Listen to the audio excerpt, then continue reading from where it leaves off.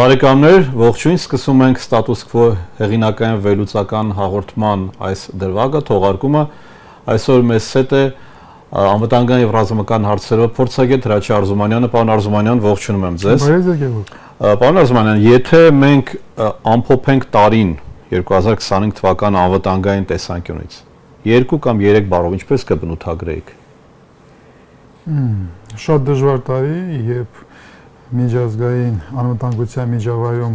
process-ները զարգանում են շատ դինամիկ եւ վտանգավոր Հայաստանի համար, ոչ adekvat մոտեցում եւ գնահատականներ Հայաստանի ներկայացությունների կողմից, հայտարարված փոխակերպում ռազմական ուժերում, որը իրականում ինչ տեմպերով ագնում եւ ուղղությամբ հասարակությունը փորձագետները հնարավորություն ունեն գնահատել, ոչ public, ինչ որ ձևով ես հասկանում ինչ է կատարվում եւ անհրաժեշտություն հասկանալ, որ մյուս տարի լինելու է դժվար տարի բոլոր առումներով եւ ներսին անվտանգության միջավայրն լինելու լարված ընտրություններով եւ մնացած process-ներով եւ տարածաշրջանային process-ները շատ վտանգավոր են զարգանում, պետք է պատրաստվել հաջորդ պատերազմի, Իսրայելն է պատրաստում, Իրանն է պատրաստում, Թուրքիան է շարունակում եւ միջազգային, չեմ ուզում խորացածնել, բայց անվտանգային միջավայրը եւ ինչը կատարվում է Միացյալ Նահանգների կտրուկ փոխվող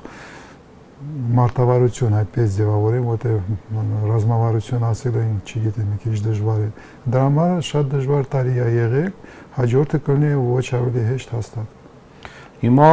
մոդայիկ է դարձել խոսել հիբրիդային պատերազմներից։ Յուրաքանչյուր երևի թե երրորդը Facebook-ում, ով իրեն համարում է մասնագետ, չլինելով մասնագետ, խոսում է հիբրիդային պատերազմներից։ Ես էլի հիշեցնեմ, որ դուք առաջին մարդկանցից եք Հայաստանում, որ մասնագիտորեն, տեսական, պրակտիկ տեսանկյունից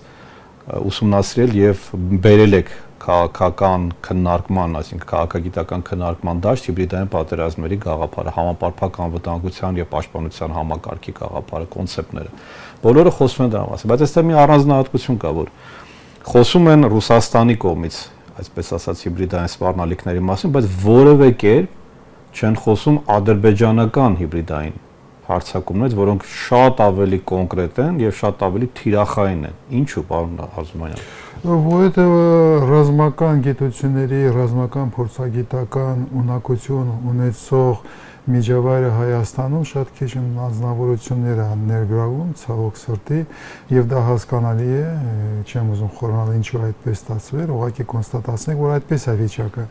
Եվ այդ վիճակում իհարկե մոդայիկ խոսակցությունները, որը կարելի է շեշտ օգտագործել, դառնում է պոպուլյար։ Ինչու Ադրբեջանի մասին ոչ մեկը չի խոսում, որտեղ Ադրբեջանի մասին միայն խոսելը շատ դժվար է, Գևորգ։ Ադրբեջանը Հայաստանի նման փոքր երկիր է,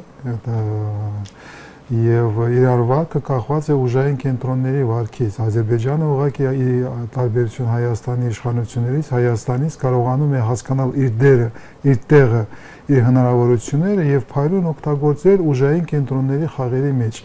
ներգրավելով Թուրքիայի ուժային կենտրոն որպես շահերը, Իսրայելի որպես ուժային կենտրոն շահերը, Ռուսաստանի շահերը, Չինաստանի շահերը։ Կարելի ասել Ադրբեջանը ունի եւ իրականացնում է ռազմավարություն ազգային անվտանգության, ռազմական ոլորտում եւ ընդհանրապես պետականաշինության ոլորտում։ Մենք կարող ենք իրոք իրավունք ունենք վերևից նայել Ադրբեջանին, ունենալով ահռելի մեծ մշակութային ժառանգություն, պատմական ժառանգություն, քաղաքակրթական ժառանգություն, բայց դա մեջ որևէ մեծ առավելություն չի տալիս քաղաքաշինության մեջ, որոնց այդպես մեծ ժառանգված ներուժ եւ հնարավորություն չի նշանակում, որ դուք ավելի լավ կկառուցես պետություն, քան թե մի երկիր, մի ազգ, որը սկսել է ձևավորվել 19-րդ վերջում Ռուսաստանի կայսրության մեծ խաղի ներքո կատարվող process-ներից։ Եվ այսօր ուղղակի պետք է այս կոնստատացնում եմ, որ Ադրբեջանը ավելի արդյունավետ է կառուցում պետությունը, պետական հաստատությունները, իր քաղաքականությունը, իր նարատիվները, քան թե Հայաստանը, որը ունի ահռելի մեծ ավելի հնարավորություններ լինել հաջողակ այդ ճանապարհների վրա։ Եվ այդ հարցը պիտի ուղղակի մեզ, դա մեղավոր է ոչ թե տարածաշրջանային իզոլացված Հայաստանի վիճակը, ոչ թե մեր ժառանգությունը եւ այլ, դա կախված է զուտ մեզ հետ, դա մեր մեղքն է, որ չեք կարողանում այնպես կառուցել հայկական պետականությունը, ունենալ այնպիսի հայկական պետություն, որը պիտի ունենա 21 դարում։ Այստեղ որ մեկի դրանները մեղք դնել չի ստացվում Գևորգ, դա քո մեղքն է, իմ մեղքն է, մեր մեղքն է։ Եվ ինչքան մենք դա հասկանանք, այնքան լավ։ Ես կարծում եմ նախ այստեղ մեծագույն պատասխանատվությունը իշխանությունը, որը երկրորդում է, կրկնում է ադրբեջանական նարատիվները եւ ըստ էության համաձայն է այդ նարատիվների, ոչ միայն կրկնում է ուղղակի ֆիզիկապես։ Հա, այդ Ադրբեջանը աստոր Հայաստանը ոչ թե փորձում է իշխանությունը, Հայաստանը ոչ թե փորձում է ձևավորել իր նարատիվները, իր մոտեցումները, ուղղակի արձագանքում է հականարատիվ, то есть մտնի պատերազմի մենամարտության մեջ, ինքը ուղղակի կրկնում է Ադրբեջանի կողմից մշակված նարատիվները, Հայաստանը իր հարաբերությունները Ադրբեջանի հետ լրիվ եւ ամբողջական ռեֆլեքսիվ է, ինքը պատասխանում է այն քայլերին, որը ուզում է որ մենք պատասխանենք։ Նման քաղաքականությունը իրականացնելով, փորձելով իրականացնել կամ ձևավորել, դու հաստատ պարտվելու ես։ Սկացում եմ մի քիչ ինձ համար անընդունելի վիճակ, 30 տարվա ընթացքում չկառուցելով այն պետությունը, որը մենք պիտի պարտավորեի կառուցել, կորցնելով այն ներուժը, չկարողացնելով առաջի Արցախյան հարշավի հաղթանակը հասնել քաղաքական արդյունքներին, չեք կարողացել, չեք ուզեցել եւ չեք կարողացել եւ հետո քայլ առ քայլ պարտվելով մենք 2020 թվականի երկրորդ Արցախի արշավից հետո չեք ուզում կանգնեցնել այդ պարտությունը։ Սովորաբար պարտությունը արշավը ունի վերջ, Գևորգ։ Սկսում է եւ ինչ որ ձևով վերաշանում է մի սահման եւ դուք հնարավորություն եք ստանում կանգնել եւ հասկանալ ինչ է տեղի ունեցել։ Հայաստանի իշխանությունների վարկը բերում է նրանին, որ մենք չենք կարողանում վերջակետ դնել։ Նորից ու նորից պարտվում ես, որովհետև Հայաստանի իշխանությունները ընդունել են մի մոտեցում գաղափարախոսական, որ եթե դու հանձնես, եթե դու ամեն ինչ հանձնես, չդիմադրես, դու այդպես կհասնես խաղաղության։ Այսինքն իրենց մոտեցումը հետևյալն է, եթե մենք անում ենք այն ինչ որ մեզանից ակնկալում են, եթե մենք տալիս ենք պլյուս մինուս այն ինչ որ մեզանից ուզում են, ապա Ադրբեջանը լեգիտիմ պատճառ չի ունենա հարձակվելու, որովհետև ըստ էության կասենք դե ինչի համար ես հարձակում, հենա մենք տալիս ենք, ուզում ես համանդրություն փոխենք, փոխում ենք, ուզում ես ենթադրենք մեր դասագրքերում փոխենք, Արցախյան հարցը հանենք, հանում ենք, ինչ ես ուզում, ինչի համար դու պետք է մեր վրա հարձակվես, դա է չէ՞ տրամաբանությունը։ Տրամաբանությունից չեմ կարող ասել, ես որովհետև իշխանության մաս չեմ, դրա համար ես չգիտեմ ոնց են մտածում, ես Վերնախավը իշխող, որ այսօր մենք ունենք, ես նրանց հետ շատ քիչ շփումներ եմ ունեցել։ Ես շփվում եմ փորձագետների հետ, ռազմական ուժերի, սպայերի հետ, անվտանգության խորհրդի, բայց իշխանությունների հետ ես շփում չունեմ։ Իրոք չգիտեմ ոնց են իրանք մտածում, Գևորգ։ Ինձ համար դժվար է պատկերացնել ոնց են մտածում, բայց այն մոտեցումը պիտի դու բնազդով զգաս, որ ավտորիտար առաջնորդի հետ նման խոսումը չի բերում ինչ-որ հաջողության։ Եթե դու երեխա ես եղել, տղա ես եղել, կռվել ես Բաքիում, կռվերի բանում, դու հասկանում ես, եթե հզորը, եթե դու հանձնում ես, վերջին քեզ շավլի վատ են թակում։ Դու ուրիշ վիճակում ես, եթե դու փորձել ես հարաբերություններ կառուցել ինչ-որ ձևով երեխա ժամանակ, ուսանող լինելով, մեծանալով, դու պիտի հասկանաս, եթե քո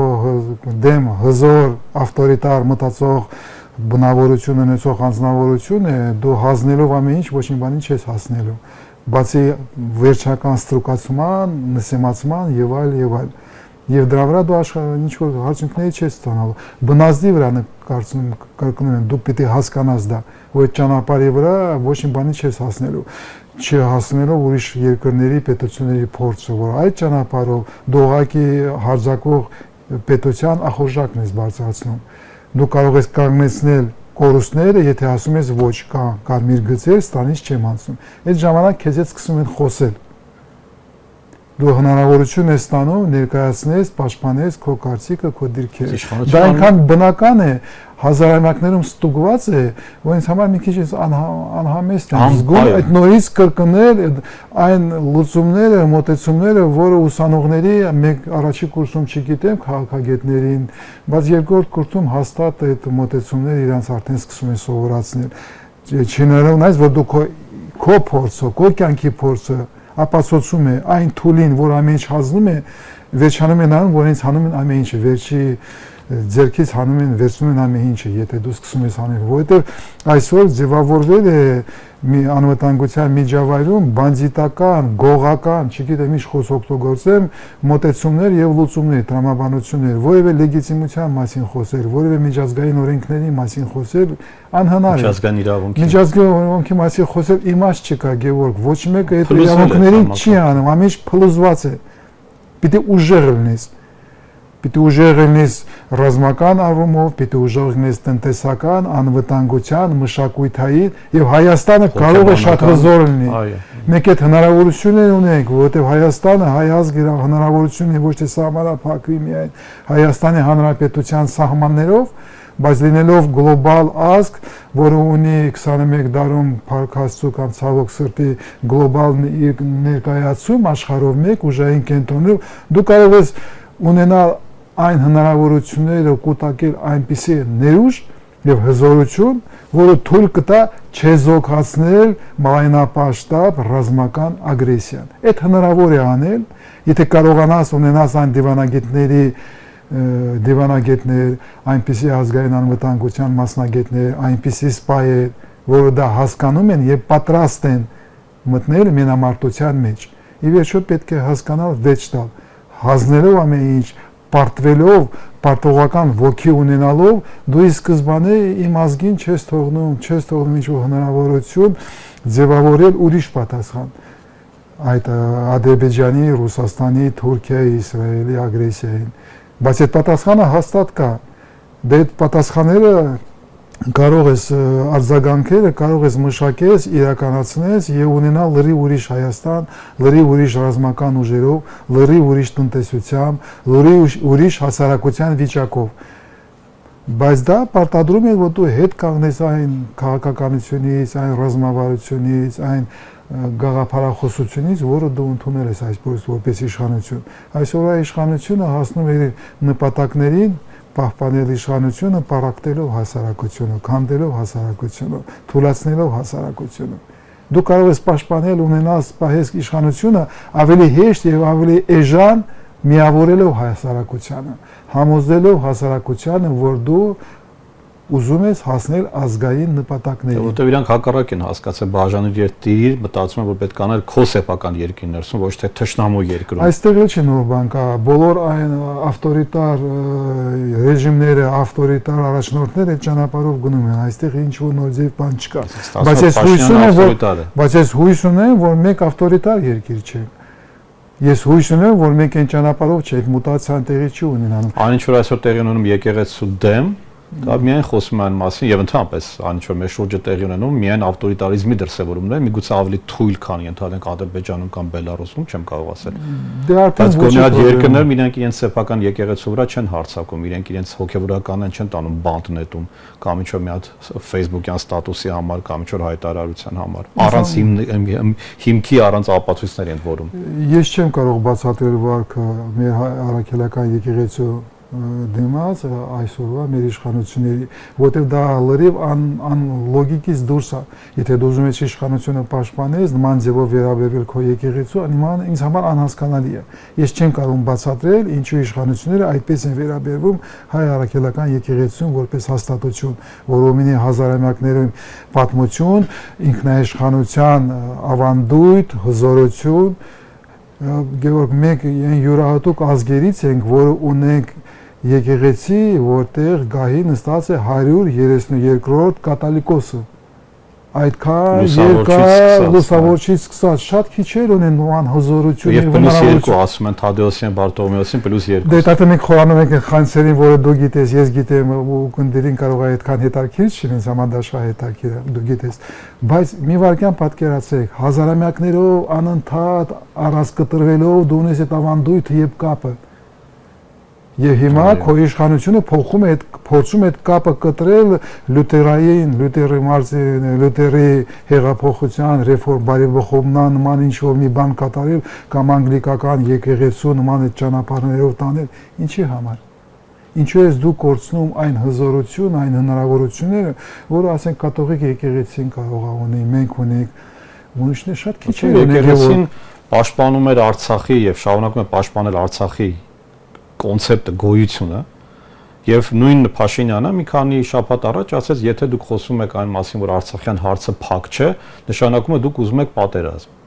Բայց Արցախի հարցը չի կարող փակ լինի։ Ես տեսնում եմ, որ Նիկոլ Փաշինյանը եւ ԱԳՆ-ն կամաց հասկանում են եւ փորձում են Արցախի հարցը հետ բերեն ասպարեզ, որովհետեւ Արցախի հարցը դա բնական է, քեզ համար, ինձ համար ոնց ասեմ, որ դիվանագիտության մեջ մի տարի չի, 10 տարի չի, Արցախի հարցը լինելով հայկական հարցի միաս խնդրեմը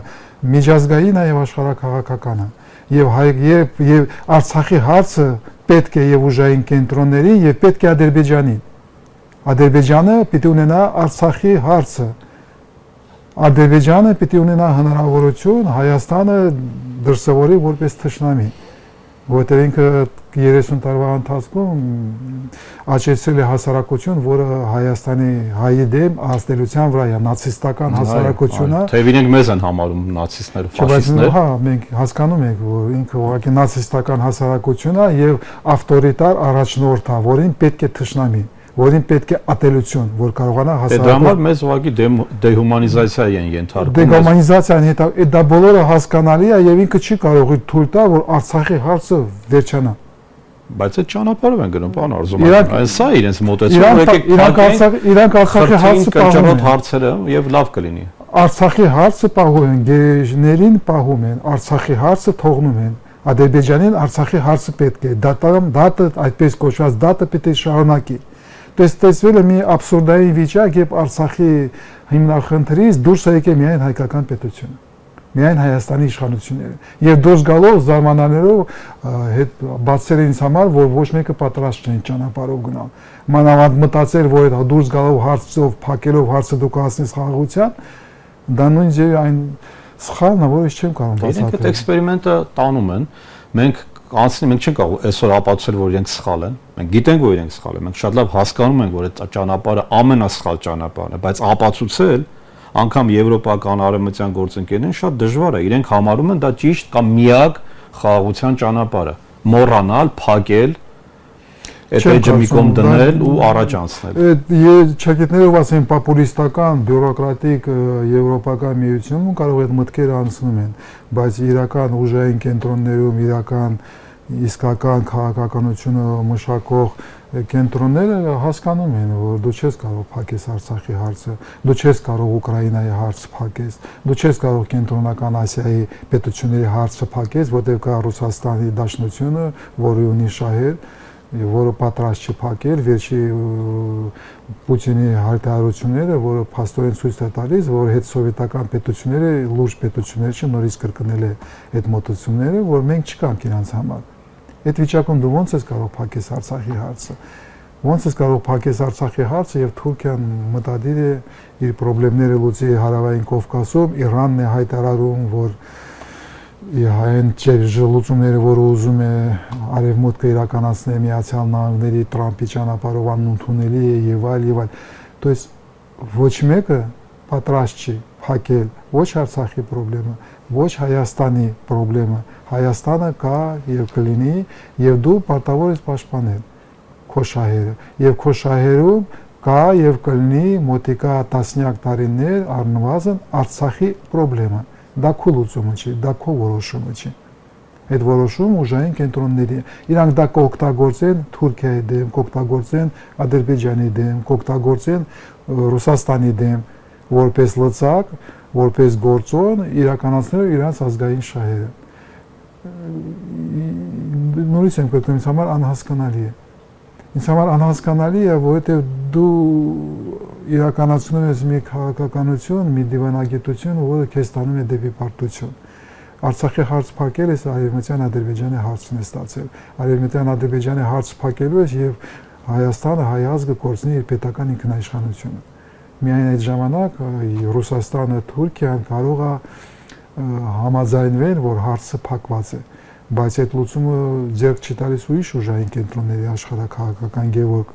Դրա համար ինձ համար մի քիչ, ոչ թե մի քիչ, բավականին դժվար է ինչ որ ձևով, ինչ որ շրջանակի մեջ բացատրություն տալ հայկական այսօր իշխող վերնախավի քայլերին։ Դուք նշեցիք ձեր խոսքում ամենասկզբում, որ կերպափոխումը կամ փոխակերպման քաղաքականությունը, ռազմավարությունը կարծեք ձախողել, այսինքն գրված է, չէ, դուք այդպես չասեցիք, բայց ասեք, որ չգիտեք թե ինչ արդյունք թե դա տալիս, որովհետև ստեյության շատ բաներ գրված է, բայց ինչ է արվում, ինչ է կատարվում, նույն համապարփակի մասով։ Գիտեք, որ համապարփակը որպես տեսլական, այո, որպես տեսլական կար, դուք սկսեցիք դա, ներկայացրեցիք բազմաէջանոց աշխատություն, որպես այնուհետև կրճատվեցին այդ էջերը իրենց պահանջով, հետո նորից կրճատվեցին, հետո անտեսվեց, հետո անվտանգության խորհուրդը ինքը իր տեսլականը գրեց, կարծեմ 2 թե 3 էջի վրա, միգուցե սխալվում, բայց գիտեմ, որ շատ քիչ էջերի վրա, որը եւս կարծեք չընդունվեց։ ՊՆ-ն խոսեց դրա մասին։ Չէ, ավելի հաջողակ է Գևորգ, բայց դա ոչ մի բան չի տալիս։ Ինչ էր ավելի Անվտանգության խորհուրդը ընդունել է տեսլականը։ Ձեր գրած։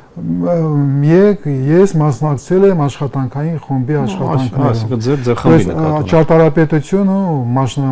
մշակելով ճարտարապետությունը մոտեցումը ես մասնակցել եմ։ Կրճատել են, այո, որտեղ տարբերակը որ մեր պատրաստել է 50 քանի էջ էր, 50 քանի էջից մնացել է չգիտեմ ինչքան եւ հասարակության տեղյակ չեն բայել ինչ են ստացել, բայց համապարփակ մոտեցումը ընդունված է որպես գաղափար, ընդունված է որպես գաղափարախոսություն պետականաշինության, անվտանգության ոլորտում եւ պետության կառուցման, բայց այդ քայլից հետո դու պիտի ասես հաջորդ քայլին, դու պիտի ասես ռազմավարության մշակմանը։ Համապարփակ ի՞նչն է ընդունվել, պարոն։ Տեսլական օֆիցիալ ընդունել է անվտանգության խորհուրդը։ Կա այդ փաստաթուղթը բաց կա դրված։ Բաց չկա, բայց ընդունված է։ Իրանք չեն գնացել հրապարակման, բայց հասարակությանը մեզ տեղյակ են պահել, որ դա ընդունված է։ Երբ է դա ընդունվել։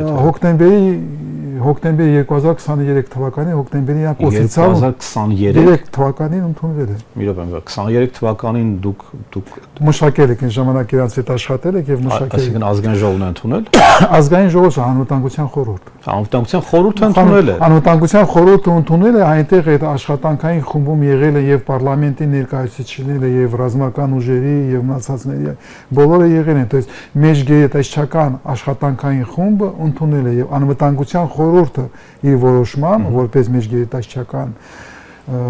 մարմին, որ ընդունում է հայեցակարգային փաստաթղթեր, դա ընդունված է, բայց տեսլական ընդունելուց հետո դու պիտի մշակես ռազմավարություն եւ հետո անցնես ներդրմանը։ Չէ, որքան գիտեմ, իրենք դրանից հետո նոր փաստաթուղթ են մշակել, հենց իրենք անձամբ։ Կարծեք ընդունել են ֆիննական տարբերակը։ Այդպես է թե այդպես չի, ֆիննական, ասենք օրինակից են նաև օգտվել։ Այդպես չէ, ինչքան ես գիտեմ, վիճակը համապարփակ տեսլական ընդունվել է անվտանգության խորհրդից, ուղղակի իրանք ներկայացրել են հասարակությանը։ Այդ փաստաթուղթը, որը մշակվել է հոկտեմբերի 2023 թվականին ընդունվել է։ Եվ այդտեղ այդ մոտեցման սկզբունքները, երբ ես աշխատում եմ այդ փաստաթղթի մոտեցման վրա, ես գտել եմ, որ ֆինական փորձը ամենալավն է մեզ համար։ Մենք պիտի ադապտացնենք ավելի շուտ ֆինական փորձը, մի քիչ ավելացնելով շվեդական փորձից, նորվեգիական փորձից, Էստոնիայի, բալտյան երկրների փորձից պիտի հաշվի առնենք, որպես հետսովետական երկիր, որը անցում է նույն ձևի սովետական մշակույթից փոխակերպման այդ ճանապարհի վրա են, Էստոնիան հետաքրքիր լուծումներ ունի, բայց ի սկզբանե այդ բոլոր լուծումները աշխարհում ընդունված է համապարփակի մոդելը, ի սկզբանե Ֆինլանդիան է ընդունած որպես ստանդարտ, այդպես ասեմ, եւ հյուսիսային Եվրոպայի երկրները, եւ Իսրայելը, եւ Թայվանը, եւ Սինգապուրը բոլորը հիմնվել են ֆինլանդական փորձի վրա։ Եվ Ֆինլանդիայի հասարակությունը, Ֆինլանդիայի անվտանգության հաստատությունը, համակարգը փայլուն աշխատում է համապարփակից, ես հիացած էի, որ հնարավորություն ունեցի ծանոթանալ ոնց է կազմակերպված այդ հարաբերությունները պետական հաստատությունների հետ, հասարակության հետ, ժողովրդավարական մշակույթի մեջ, ոնց է դա աշխատում, ոնց են այդ կոմունիկացիաները իրականացված, ոնց է կազմված են հաստատությունները, որ այդ հասարակություն, պետություն, իշխանության իրաց ձուլված վիճակում ձևավորված է։ Եվ ես հասկացել եմ, երբ մենք ունենանք ժողովրդավարական զարգանող արագ մեծ սրընթաց տեմպերով Հայաստան, եթե մենք կարողանանք նման լուծումները իրականացնել, որտեղ համապարփակ մոտեցման հիմնական ֆիլոսոֆիան է, որ դու որպես կարող ես չզոքացնել ագրեսիան, չզոքացնել ուժային կենտրոնների հարձակումը, եթե դու հավաքում ես, ակումուլացնում ես քո ազգի ողջ ներուժը։ Բայց դա պարտադրում է, միայն պետությունը չի կարող այդ խնդիրը լուծել, բայց դա պարտադրում է, որ դու նորից կնքես նոր հասարակական պայմանագիր, քո պետության հետ, քո հասարակության մեջ, քո իշխանության մեջ ոնց ես դա անում։ Այդ խնդիրը կարող ես լուծել, որ դա ձևավորում ես հորիզոնտալ հարաբերություններ հասարակության, պետության եւ